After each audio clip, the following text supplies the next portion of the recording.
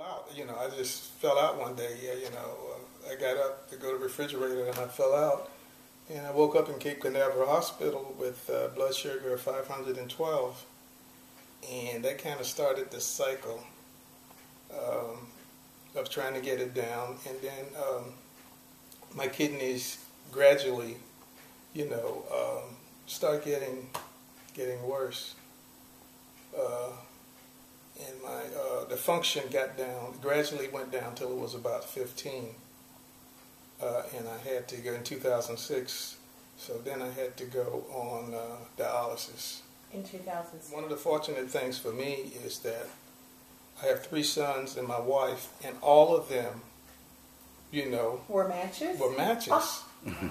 All 3 of them were Even matches. your wife. Even my wife. But I'm sitting on dialysis one Saturday, and the nurse says, Jim Davis? No, he can't come to the phone right now. He's at the dialysis station.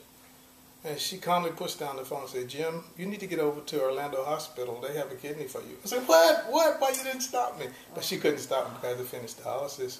I couldn't get hold of anybody to take me. My wife was working. I called my kids, and I'm trying to get there. And I'm on the road, and I'm driving along, and I'm nervous, trying to get there. And I called the church. I'm trying to get a hold of somebody. And I called one of my friends in Rockledge, and she said, hey, can you take me to the hospital? She says, where are you? I says, I'm at the Rockledge exit. She said, why don't you get off right there? I said, why? She said, well, my husband, he's at Lowe's.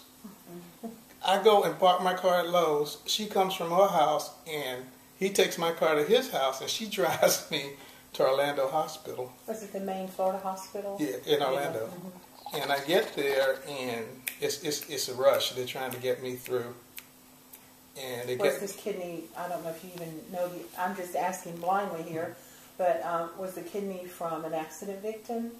They would not tell me. You don't know that. Okay. The doctor just said that I had, he thought it was a good match, and it was a younger individual.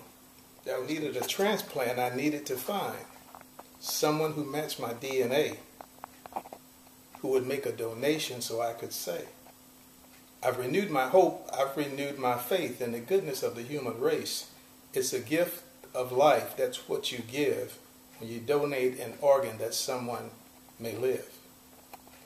Thanks to all of those who prayed, all those who said I would be okay. After my successful transplantation, I found a time of celebration. A gift of love is what a donor gave. In my time of need, my life was saved. Someone said yes to an organ donation.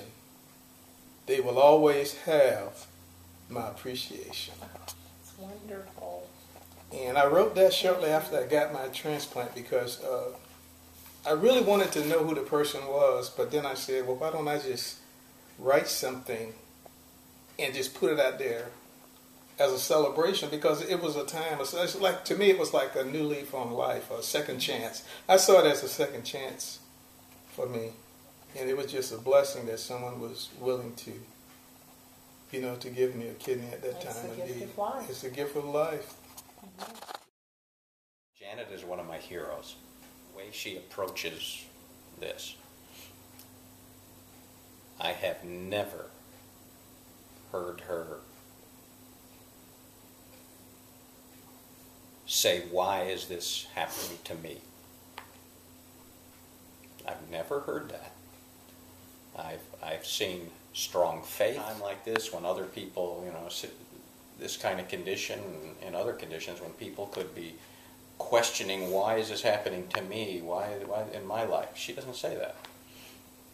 And she'll be in the hospital many times, been in the hospital 3 times in the last 3 months for extended periods of time. I've never heard a complaint. She's weak. She expresses herself like, I just got to go through this. But I just love that fact. And I wish I knew if I would be that strong.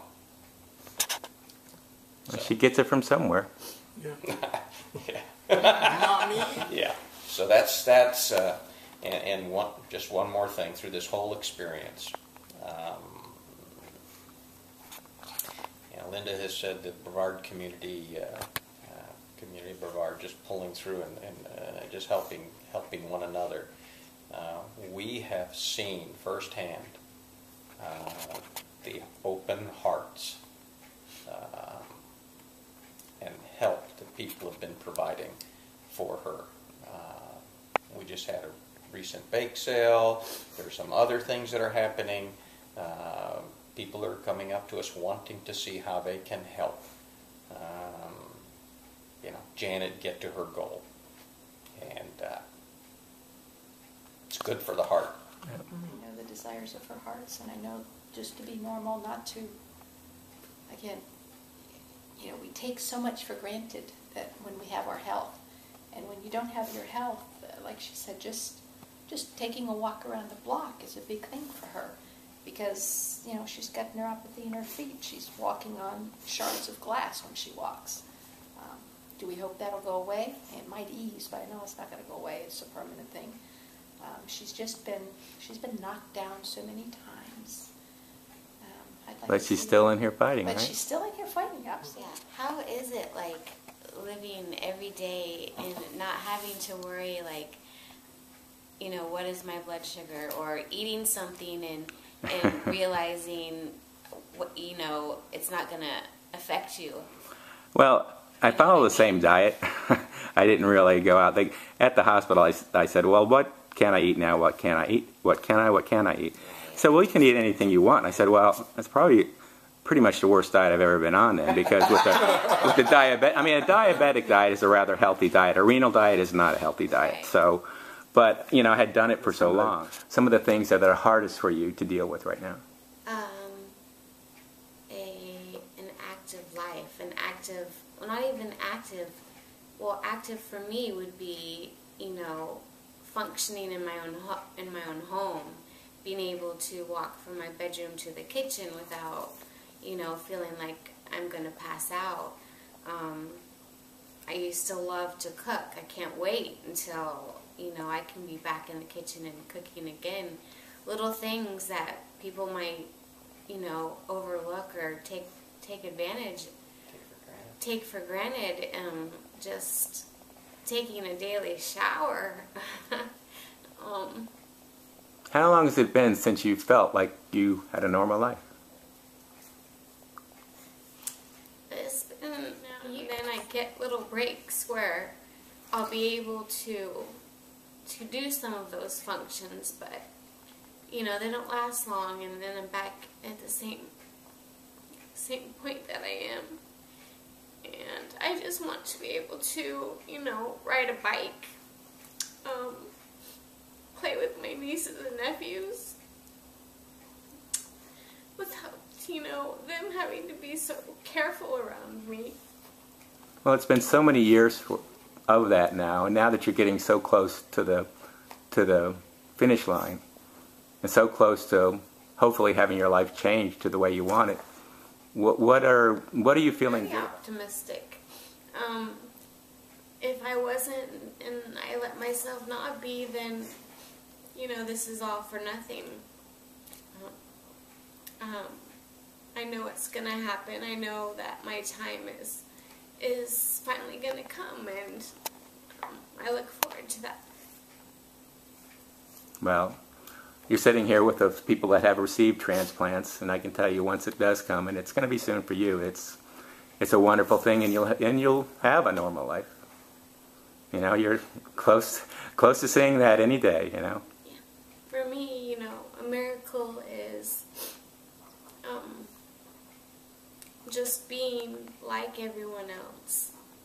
That's my miracle. My miracle doesn't go above and beyond. I don't think I'm going to become, Superwoman. But what I am going to become is like everybody else, and that's my miracle.